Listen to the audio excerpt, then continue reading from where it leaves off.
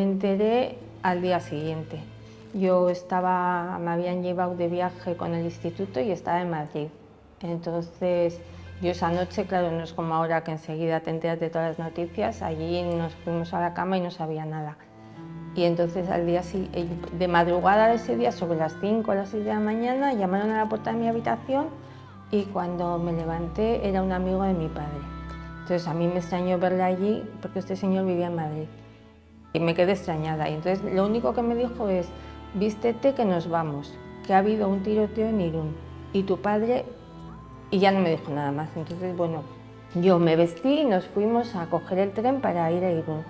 Y en el tren nos dieron la prensa del día y entonces en los periódicos, porque yo le preguntaba, pero ¿cómo está mi padre? ¿Cómo está mi padre? Y a mí él no me decía nada. Y cuando me senté en el tren y nos dieron la prensa del día, pues vi concejal asesinado en Irún, y entonces vi la foto de mi padre y ahí es cuando yo me enteré de lo que había pasado. Bueno, pues todo el viaje, pues imagínate, el viaje fue horroroso y yo lo único que quería era llegar a casa y ver a mi padre, porque yo no me lo acababa de creer. O sea, yo estaba leyendo aquello y parece que no iba conmigo. Sí, la foto era la de mi padre, pero la historia no, a mí no me cuadraba nada aquello. Entonces nada, cuando llegamos a Irún, fuimos a casa y estaba mi madre y bueno, había muchísima gente en mi casa, gente que había venido y eso, y a mi padre lo habían puesto en el ayuntamiento. El cuerpo de mi padre estaba en el ayuntamiento. Entonces yo quería ir a verlo. Y me decían que no, que luego, que al día siguiente, pero yo no, yo tenía que ir a verlo porque si yo no lo veía, aquello no había pasado. Y nada, y entonces ya cuando llegamos y lo vi, ya fui consciente de todo.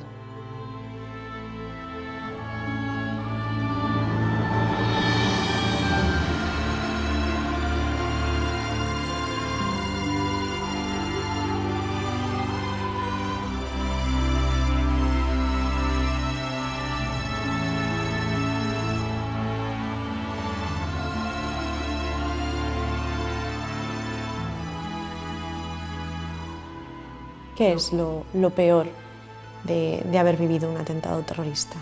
Lo peor, todo es malo, es que no hay nada bueno.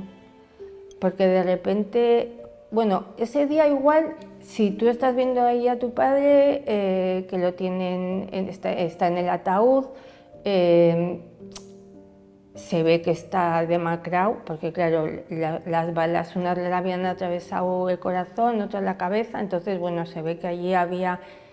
Pero yo qué sé, lo ves pero no lo ves, no sé cómo decirte. Y luego pues ves a tu madre cómo está. Mi hermana tenía 15 años, mi hermana estaba muerta de miedo además, o sea, porque ella estaba en casa, porque ese día mi padre venía de trabajar, entonces mi padre tenía un kiosco y luego estaba en el ayuntamiento de concejal.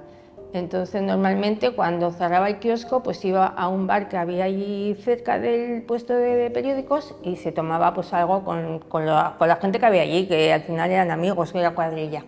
Y entonces luego iba para casa. Entonces cuando llegó a casa el garaje lo teníamos justo enfrente de donde nosotros vivíamos.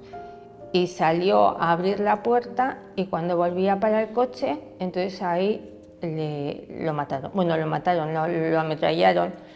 Debió quedar medio sentado y medio tirado en el suelo. Mi madre, como vivíamos justo enfrente, al oír los ruidos, dice que mi hermana le dijo: ¿qué ha pasado? ¿Qué ha pasado? Y mi madre dijo: han matado a tu padre. O sea, ella enseguida pensó que...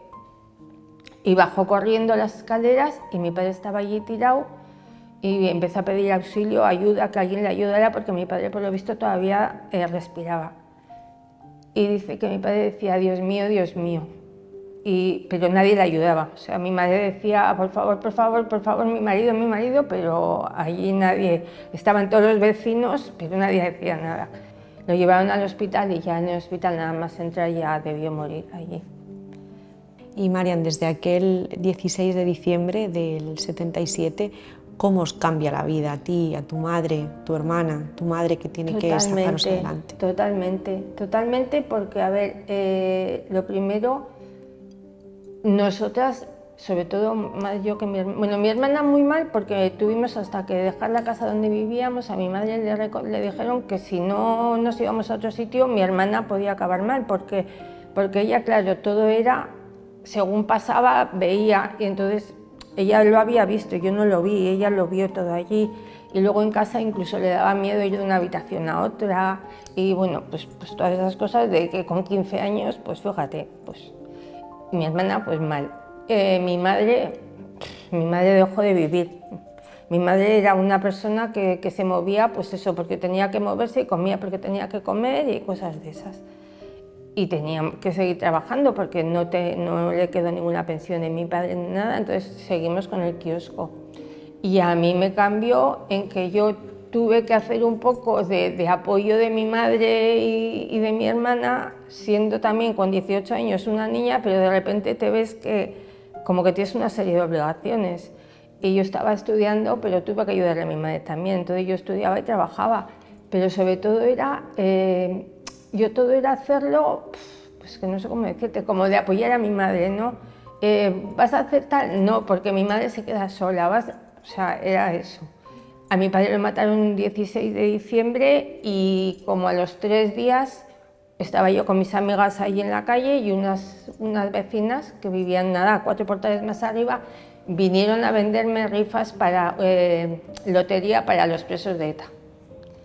O sea, imagínate cómo te quedas, ¿no? O sea, que una persona con la que la conoces de toda la vida, porque tenía 2 o 3 años más que yo, que habíamos estado jugando en la calle juntas, y de repente que matan a tu padre y que ya viene a decir que te vende lotería de ETA. En aquella época, ¿qué apoyo recibisteis, María? Ninguno. Nada. Entonces no había apoyo de nada. ¿Ayudas a nivel psicológico, no, económico? No, olvídate. O sea, el ayuntamiento sí que a mi madre le dio algo de dinero, pues porque debía de haber un seguro que tenía el ayuntamiento y le dio, pues no sé, una cantidad de dinero, pero vamos, pues eso, como simbólica y ya. María, me decías, tienes 2 hijos, ¿cómo se les dice? Pues mira, yo cuando eran pequeños yo nunca les dije nada. O sea, no tenían abuelo, el abuelo se había muerto y ya está, porque yo no, a un niño pequeño yo no sé cómo explicarle que a su abuelo le han pegado 4 tiros y lo han matado, claro, o sea, a mí me parecía muy difícil de explicarlo, entonces no, ellos sabían que veían las fotos del abuelo y habían visto cosas del abuelo, pero el abuelo se había muerto. Y ya cuando ya empezaron a tener una edad que ya ellos entendían las cosas, pues ya les dije, se lo expliqué, que el abuelo no había muerto, que el abuelo lo habían matado. Pero yo tampoco lo que no quería era como meterles odio en el cuerpo. O sea, yo no perdono ni olvido, pero yo no quería que ellos creciesen con ese sentimiento de odio.